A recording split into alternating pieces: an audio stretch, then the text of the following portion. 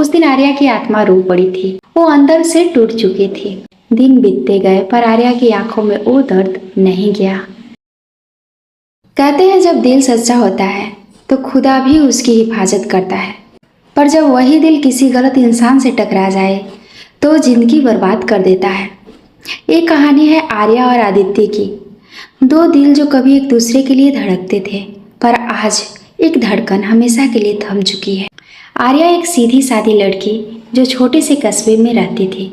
उसकी मुस्कान इतनी सच्ची थी कि जैसे दिल से आई हो, और शायद इसी मुस्कान पर आदित्य का दिल आ गया था। कॉलेज के पहले दिन से ही आदित्य उसे देखता था और धीरे धीरे दोनों की बातों में मोहब्बत उतरने लगी। रात भर बातें, सपने, वादे। आर्या ने सोचा था ये रिश्ता हमेशा का होगा। वो कहती थी, आदित्य अगर तुम साथ हो ना तो दुनिया की कोई भी तकलीफ से डर नहीं लगती। आदित्य मुस्कुराता और कहता है, जब तक मैं हूं तुम्हें कुछ नहीं होगा आर्या। पर किसी ने सच कहा है, कस्में हमेशा निभाई नहीं जाती, कुछ दिल सिर्फ वक्त काटने के लिए आते हैं। धीरे धीरे आदित्य बदलने लगा। कॉल्स कम, मैसेजेस ठंडे। और फिर वो दिन जब आर्या ने देखा आदित्य किसी और लड़की के साथ वही बातें कर रहा था, वही आई लव यू जो कभी आर्या के लिए थे अब किसी और के लिए थे। आर्या का दिल टूट गया। उसने बस इतना पूछा, आदित्य क्या मैं सिर्फ एक खेल थी तुम्हारे लिए?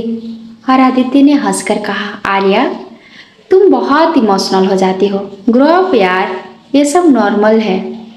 उस दिन आर्या की आत्मा रो पड़ी थी। वो अंदर से टूट चुकी थी। दिन बीतते गए पर आर्या की आंखों में वो दर्द नहीं गया। वो कॉलेज नहीं जाती थी, दोस्तों से नहीं मिलती थी, बस अपने कमरे की खिड़की के सामने आसमान को देखती रहती थी जहाँ उसने कभी आदित्य के साथ सपने सजाए थे। एक दिन उसकी माँ ने पूछा, बेटा सब ठीक है ना? आर्या ने कहा, हाँ माँ, बस थोड़ा सा थक गई हूँ। पर असल में वो थक गई थी जिंदगी से। और उसी रात आर्या ने अपने कमरे के दीवार पर लिखा, कभी किसी से इतना प्यार मत करना कि जब वो चला जाए तो खुद को ही खो दो। सुबह जब दरवाजा तोड़ा गया, आर्या की निश्चल देह जमीन पर पड़ी थी। हाथ में वह चिट्ठी थी जो आदित्य के नाम लिखी गई थी। उसमें बस 4 लाइनें थी, तुमने जो तोड़ा वो मेरा भरोसा नहीं, मेरा वजूद था। अब मैं चैन से सोऊंगी क्योंकि अब कोई झूठा प्यार नहीं करेगा। आदित्य को जब एक खबर मिली वो कुछ पल के लिए हंस पड़ा। आर्या ऐसा नहीं कर सकती, पर जब उसने वो चिट्ठी देखी तो उसकी दुनिया ही उजड़ गई। वक्त गुजरा, आदित्य ने बहुत कोशिश की पर उसे चैन नहीं मिला। वो हर जगह आर्या की मुस्कान ढूंढता रहा, कभी कॉलेज की गलियों में, कभी उसी कैफे की कुर्सी पर जहाँ वो दोनों बैठते थे, कभी उसी कैफे की कुर्सी पर जहाँ वो दोनों बैठते थे। उस रात आदित्य अपने कमरे में बैठा था, लाइट्स बंद थी और वो खुद कह रहा था, आर्या अगर कहीं सुन रही हो तो बस एक बार माफ़ कर दो। और तभी खिड़की से हवा का झोंका आया। टेबल पर रखी आर्या की तस्वीर गिर पड़ी। आदित्य ने तस्वीर उठाई। उसकी आंखों में आंसू थे और तस्वीर के कोने पर हल्का सा गुलाब का पत्ता था, जैसे किसी ने छूकर रखा हो। उस रात आदित्य को सपना आया। आर्या सफ़ेद कपड़ों में उसके सामने खड़ी थी, चेहरे पर वही मासूम मुस्कान।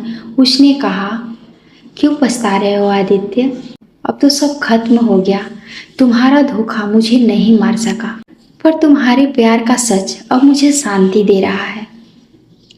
आदित्य रो पड़ा, आर्या मैं बदल गया हूँ, काश मैं उस दिन तुम्हारी बात सुनी होती। आर्या ने मुस्कुराकर कहा, अब पछतावे का कोई मोल नहीं आदित्य, बस इतना याद रखना, सच्चा प्यार कभी धोखा नहीं देता। जो देता है वो प्यार नहीं, वो मोह होता है। फिर आर्या हवा में घुल गई और आदित्य अकेला रह गया अपनी ही गलतियों के साए में। वक्त के साथ आदित्य ने सब छोड़ दिया।